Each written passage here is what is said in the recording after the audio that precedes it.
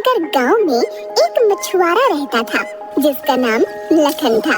वो अपनी पत्नी निर्मला के साथ रहता था और मछलियां बेचकर अपना गुजारा करता था। लखन का एक दोस्त था देव, वो भी लखन की ही तरह मछलियां बेचकर अपना गुजारा करता था। लेकिन कई दिनों से उनके जाल में एक भी मछली नहीं फंस रही थी, जिस वजह से वो दोनों परेशान हो गए थे। एक दिन वो बहुत निराश हो गए और अपने अपने घर वापस गए।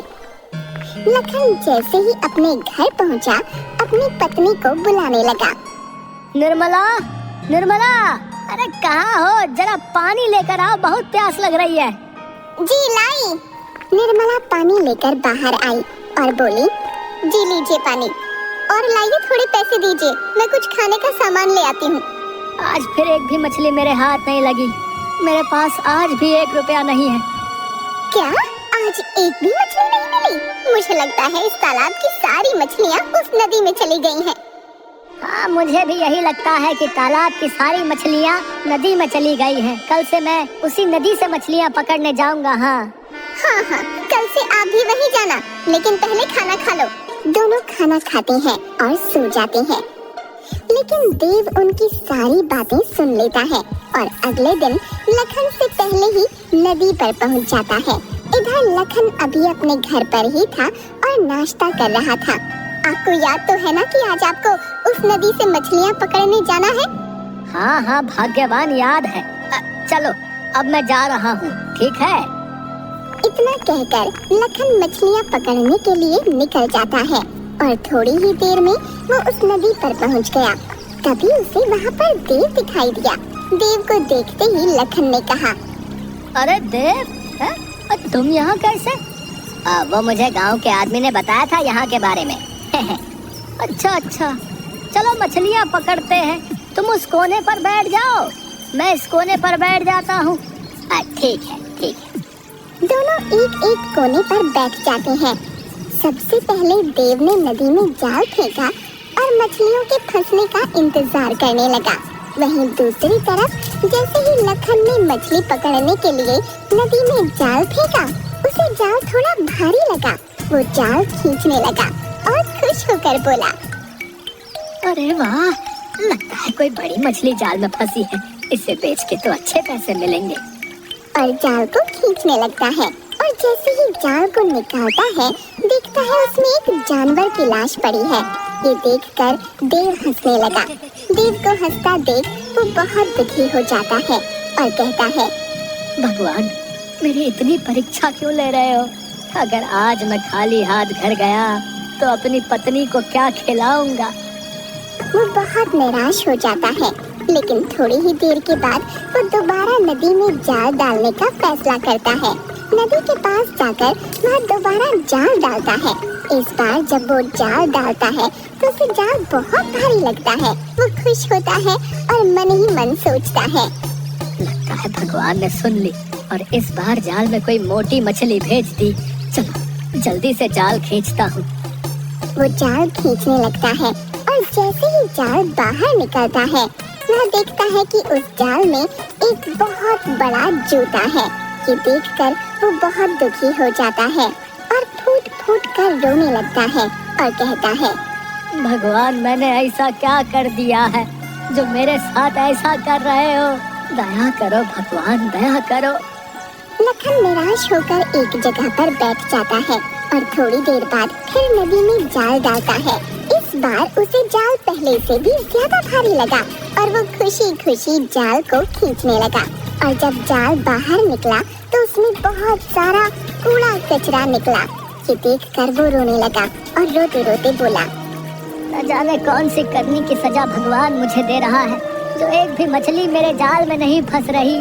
भगवान, अब मैं आखिरी बार इस नदी में जाल फेंकूंगा। अगर इस बार भी एक भी मछली नहीं फंसी तो मैं ये काम ही छोड़ दूंगा। हाँ। वो नदी में जाल फेंकता है और इस बार भी उसे जाल बहुत भारी लगा। वो फटाफट नदी से जाल खींचने लगा और जब उसने जाल को देखा तो उसमें एक गागर निकली। ये देख लखन बहुत परेशान हो गया और गागर वहीं छोड़कर रोने लगा और रोते रोते कहने लगा, मेरी तो किस्मत ही खराब है। भगवान न जाने कौन से जन्म का बदला ले रहा है। चलो उस गागर को ही ले लेता हूँ, उसे बेचकर कुछ पैसे तो मिलेंगे ही। वो गागर के पास जाता है। बहुत देर से देव के जाल में भी कोई मछली नहीं फंसी थी। वो भी लखन के पास पहुंच गया और गागर को देखने लगा। दोनों ने देखा कि उस गागर के मुंह पर एक कांच का ढक्कन है और उस पर एक मुहर लगी है।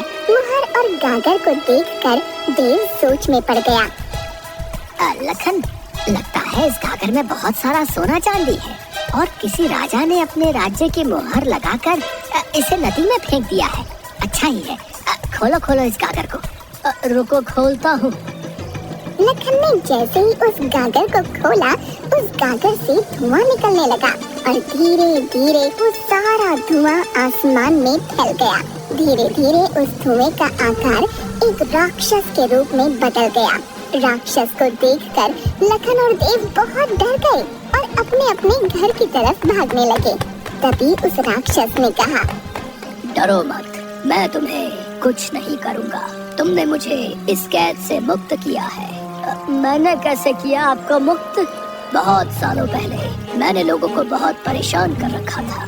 सब मुझसे परेशान थे, जिससे नाराज होकर राजा इंद्र ने बाबा मनुश्री की मदद से मुझे एक राक्षस बना दिया और इस गागर में कैद कर दिया। इस गागर के ढक्कन पर जो मुहर लगी है वो भी उस बाबा की ही है और उन्होंने ये श्राप दिया कि जब तक तुम्हें इन 3 सवालों के जवाब नहीं मिलेंगे तुम एक अच्छे इंसान नहीं बनोगे। अब तुमने मुझे इस गागर से तो मुक्त कर दिया, अब तुम्हें मेरे सवालों का जवाब देना होगा। क्या तुम मेरे सवालों का जवाब देने के लिए तैयार हो? अगर तुमने मेरे सवालों के सही जवाब दिए तो जो तुम चाहो मैं वो तुम्हें दूंगा।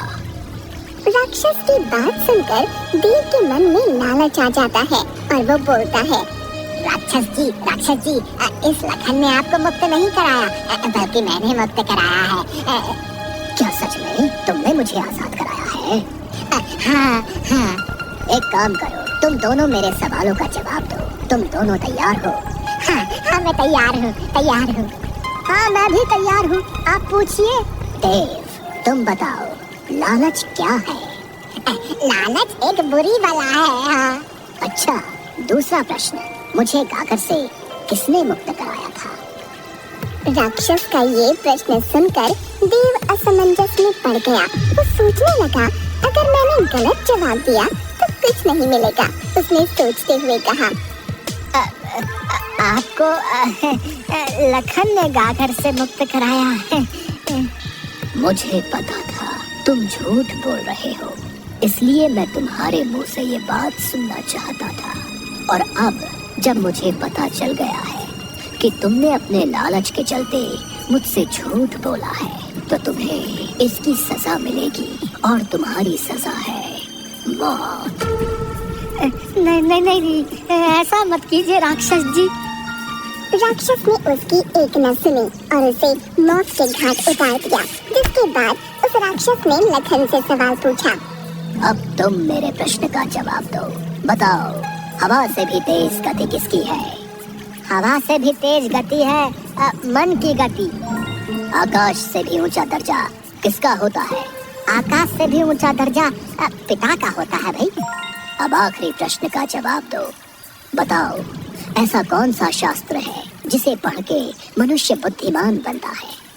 ऐसा कोई शास्त्र नहीं है जिसे पढ़ के मनुष्य बुद्धिमान बन सकता है, बल्कि महान लोगों की संगति से ही मनुष्य बुद्धिमान बनता है। तुमने मेरे प्रश्नों के बिल्कुल सही जवाब दिए। मैं बहुत प्रसन्न हूँ। बताओ, तुम्हें क्या चाहिए? मुझे बस इतना धन चाहिए कि मुझे कभी किसी से उधार न लेना पड़े और मेरे घर में जो भी व्यक्ति आए मैं उसे भोजन करा सकूं।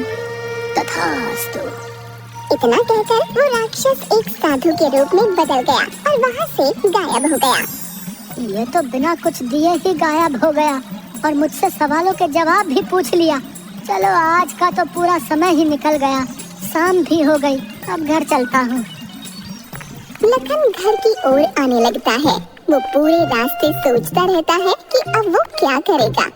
थोड़ी ही देर में वो अपने घर पहुँच जाता है और देखता है कि जहाँ उसका घर था वहाँ एक बहुत ही आलीशान मकान बन गया है, जिसे देख वो आश्चर्य में पड़ जाता है। तभी उस बंगले से निर्मला निकलती है और कहती है, आ गए आप। अरे भाग्यवान, ये किसका घर है और तुम इस घर में क्या कर रही हो? ये अपना ही घर है, एक साधु बाबा आए थे, उन्हीं का आशीर्वाद है ये सब। अच्छा, चलो फिर अंदर चलते हैं। दोनों उस बंगले के अंदर चले जाते हैं और लखन निर्मला को सारी बात बताता है। लखन की बात सुनकर निर्मला कहती है, मुझे लगता है वो राक्षस ही साधु का भेष बनाकर यहाँ आया था और ये सब हमें देकर गया। हाँ निर्मला, तुम सही कह रही हो। अब हमारे पास किसी चीज की कमी नहीं है। निर्मला और लखन दोनों खुशी खुशी उस बंगले में रहने लगे। अब उनके पास किसी भी चीज की कोई कमी नहीं थी।